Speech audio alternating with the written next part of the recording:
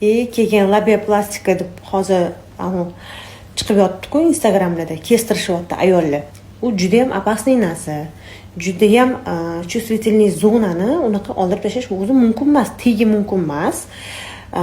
Keyin tahoratda ham har o'ynab yuvirish ham mumkin emas.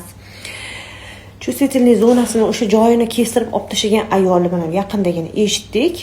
O'sha sivarayotgan ekan, o'zi bilmagan holatda aloqa paytida, eri bilan aloqa bo'layotgan paytida o'zi bilmagan holda siydu qo'yib ekan.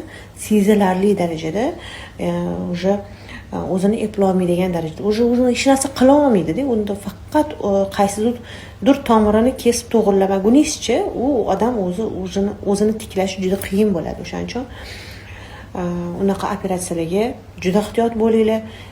Intim lazer sujeniyalarga ham juda ehtiyot bo'linglar. Hammasi ham foydali emas. Opitli odamlar bilan ishlanglar.